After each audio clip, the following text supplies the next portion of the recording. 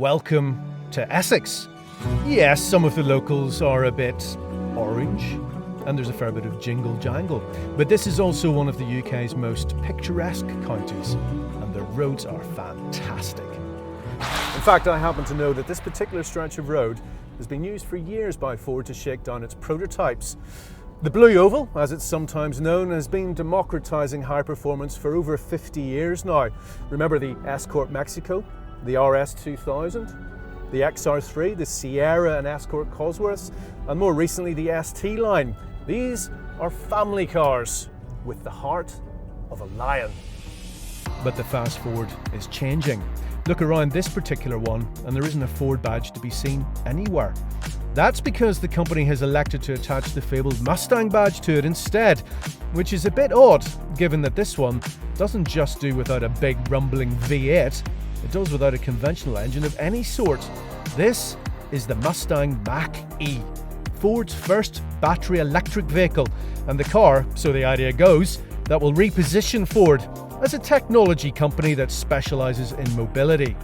Car maker just isn't cool anymore. Unsurprisingly, some of the Mustang's most enthusiastic adherents, Americans mainly, think that this is like defacing Mount Rushmore.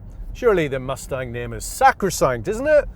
Yeah, whatevs. Okay, so it's a mid-size crossover and not a slinky coupe, but there are enough design cues going on here to join the dots with the real Mustang. I mean, check out the long bonnet, or hood for you Americans viewing, the cab rearward stance, and the 3-bar rear lights. All very cool.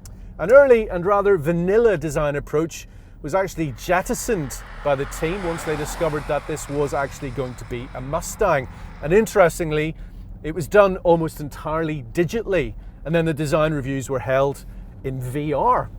Ford's often portrayed as being overly bureaucratic, like a lumbering behemoth, but actually, to do the Mustang Mach-E, they thought more like a startup in order to disrupt themselves and speed up the whole process.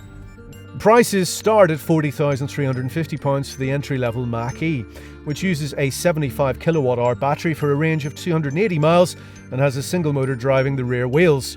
A larger 98.7 kilowatt-hour iteration is good for a claimed 370 miles. This car is the £46,650 E4X, the extended range all-wheel drive version.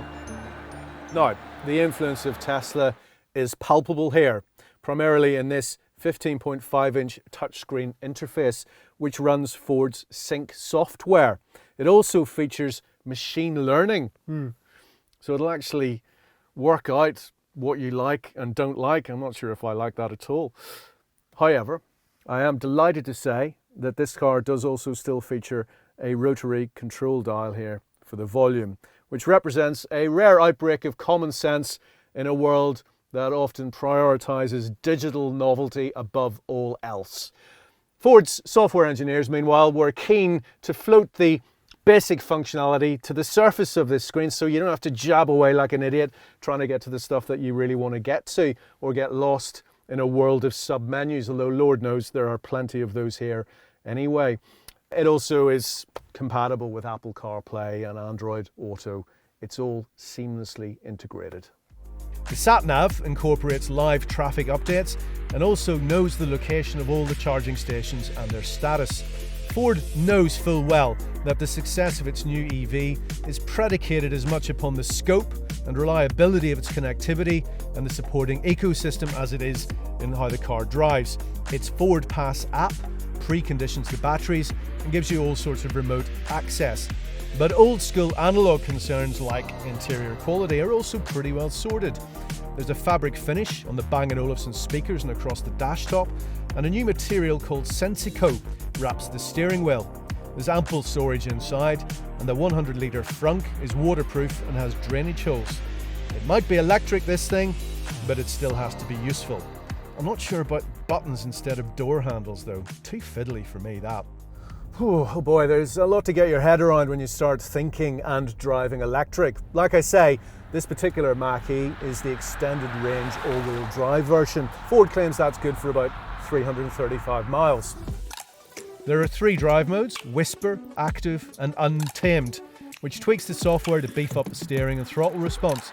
Dedicated sound engineers also worked on giving the Mustang Mach-E a proper sonic signature, drawing on Blade Runner and the sound emitted by the Christian Bale-era Batmobile for inspiration. Now, it's no V8, and of course, it's entirely synthesized. But they've made real effort. And it absolutely is a fast forward in the old-fashioned what'll it do to 60 miles an hour, Mr. Sense of the word. 5.1 seconds, seeing as you asked.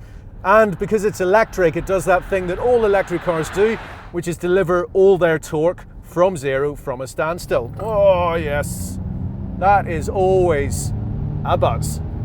As is the case with all EVs, the batteries add weight. There's just no getting around that. But the Mustang Mach-E handles amazingly well. It's got good steering, terrific body control.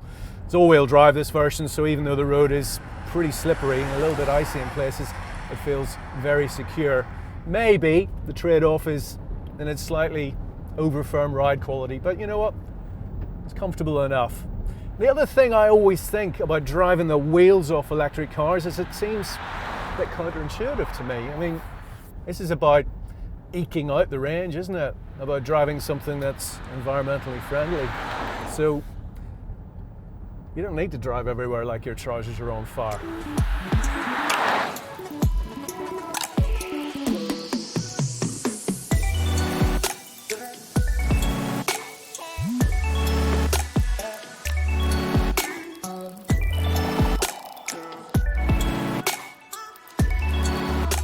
I mean, you can drive the Mach-E anywhere you like, fast or slow.